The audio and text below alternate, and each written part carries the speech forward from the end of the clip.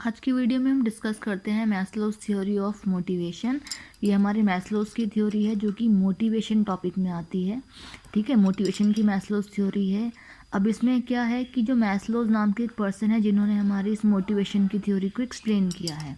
तो इस थ्योरी को हमें 5 पॉइंट्स में एक्सप्लेन करना है। अब ये ध्यान रखें, जब आप इनको एक्सप्लेन करेंगे तो फर्स्ट पॉइंट हमारा ये नहीं होगा, फर्स्ट पॉइंट हमारा होगा यहाँ से स्टार्ट। तो इसीलिए हम इसको बात करते हैं 1, 2, 3, 4 और 5। ठीक है, ये जो हमारी फर्स्ट 3 हैं वो हमारी प्राइमरी नीड्स में आती हैं। देन नेक्स्ट हमारी जो 2 बचती हैं वो हमारी सेकेंडरी नीड्स हैं। तो हमारी प्राइमरी ये हैं, ठीक है, प्रायोरिटी फर्स्ट इनको दी जाती है। देन इनके बाद नेक्स्ट आती है वो हमारी हैं सेकेंडरी नीड्स।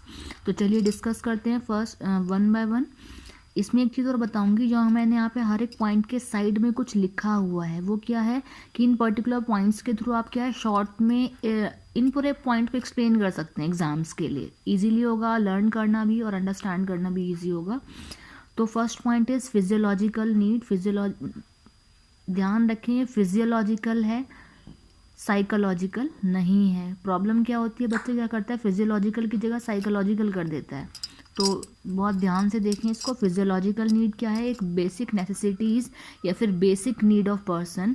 अगर किसी भी इंसान को सरवाइव करना है तो बेसिक नीड्स की उसको मतलब बेसिक नीड्स को फुलफ़िल करना पड़ेगा। जैसे कि हमारा फूड, शेल्टर और क्लोथ। अगर लाइफ में सरवाइव करना है तो उसके पास फूड भी होना चाहिए, खाना होना चाहिए, शेल्टर छत होनी चाहिए और क्लोथ पहनने के लिए कपड़े होने चाहिए। तब ये क्या है बेसिकली अपना बेसिक सा जीवन व्यतीत कर सकता है।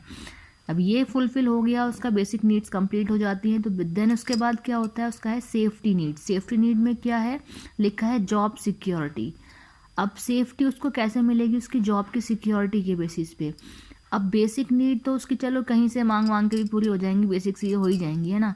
अब बेसिक नीड्स को आगे कंटिन्यू बेसिस पे वो चलती रहें, आगे कुछ चीज़ें और हैं लाइफ में जिनको वो फुलफ़िल कर सके, उसके लिए ज़रूरी है कि उसकी जॉब हो और जॉब होने के साथ साथ उसकी जॉब सिक्योर हो। जॉब सिक्योरिटी के बेसिस पे हम क्यों इसको बोल रहे हैं कि जॉब होने के साथ साथ जॉब सिक्योर अगर होगी तो उस पैसे को, वो जो पैसा वो जो अर्न कर रहा है उस अर्निंग को कहीं ना कहीं आगे इन्वेस्ट करने के लिए सोच सकता है, प्लान कर सकता है कि उसे कब कहाँ क्या करना है, किस तरीके से करना है। तो इसीलिए लिखा है कि सेफ्टी नीड, कि अगर जॉब है सिक्योर है इट मीन्स क्या है, वो सेफ है। ठीक है, next is social and society need भी बोल सकते हैं इसको, सोशल नीड या फिर सोसाइटी नीड्स। नाम से समझ में आ रहा है सोसाइटी की बात की जा रही है। लिखा है love and affection with society, कि अगर उसको सरवाइव करना है, समाज में जीना है, तो ज़रूरी है समाज में रहने वाले लोगों के साथ उसके संबंध होने बहुत ही ज़रूरी हैं, क्योंकि एक पर्टिकुलर पर्सन सिंगली लाइफ अपनी सरवाइव नहीं कर सकता। उसको मतलब समाज में आस पड़ोस की नेबर्स की उसको नीड होती है। समाज में और लोगों को जानेगा समझेगा तो कहीं ना कहीं उसकी जो बेसिक सी चीज़ें हैं वो फुलफ़िल हो सकती है। एग्जाम्पल कोट करते हैं कि फैमिली में क्या है 3-4 लोग हैं, ठीक है, उसमें से 2 हमारे 2 बच्चे हैं, 2 पेरेंट्स हैं उसके, ठीक है। फादर के यहाँ जॉब पे चले जाते हैं, मदर घर में है, ठीक है। दोनों ही छोटे बच्चे हैं। एक को कोई प्रॉब्लम हो जाती है, मैंने कहा दोनों ही छोटे हैं, एक को प्रॉब्लम अगर हो जाती है तो क्या किससे हेल्प लेगी, तो खुद ही दोनों को लेकर के कहीं हॉस्पिटल वगैरह जाए, या फिर क्या करेंगे जो उसके नेबर्स हैं उनसे हेल्प लेगी, या फिर वो कहीं ना कहीं अपने आप ही उनकी हेल्प करने के लिए आ जाएंगे। तो हेल्प करने के लिए वो कब आएंगे, जब आप उनसे बात करते होंगे, आप उन्हें जानते होंगे, कहीं ना कहीं आपके जो रिलेशन है उनसे ठीक ठाक होंगे, तभी तो ऐसा पॉसिबल है, अदरवाइज़ नहीं हो पाएगा। तो क्या है, सोसाइटी में रहने वाले लोगों की भी आपको नीड होती है, नहीं पता कब कौन कहाँ आपकी कब हेल्प कर दे। ठीक है, तो ये हमारी क्या है, तीनों प्राइमरी नीड्स हैं। प्राइमरी नीड्स अगर हमारी फुलफ़िल हो जाती हैं देन आती है हमारी सेकेंडरी नीड्स। सेकेंडरी नीड्स में हमारा क्या आता है, सेल्फ एस्टीम नीड।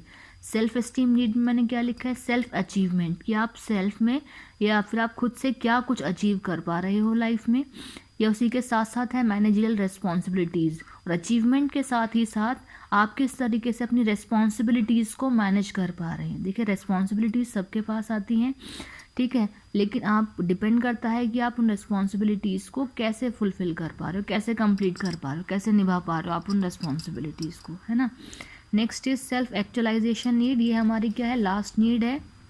लिखा है सेल्फ फुलफिलमेंट, ये अपने खुद के द्वारा ही हम फुलफिल कर सकते हैं। आगे लिखा है नेवर एंडिंग स्टेज, ये लाइफ में कभी भी फुलफिल नहीं हो पाती है। फॉर एग्जांपल इंसान की नीड है कि आज उसे क्या चाहिए, टू व्हीलर चाहिए, टू व्हीलर अगर फुलफिल हो जाता है उस नीड को तो फिर फोर व्हीलर चाहिए, फिर क्या है कि नीड उसकी एक्सटेंड होती चली जाती है, वो कभी फुलफिल होती नहीं। इसलिए लिखा है कि नेवर एंडिंग स्टेज, लाइफ में ये कभी फुलफिल होगी ही नहीं।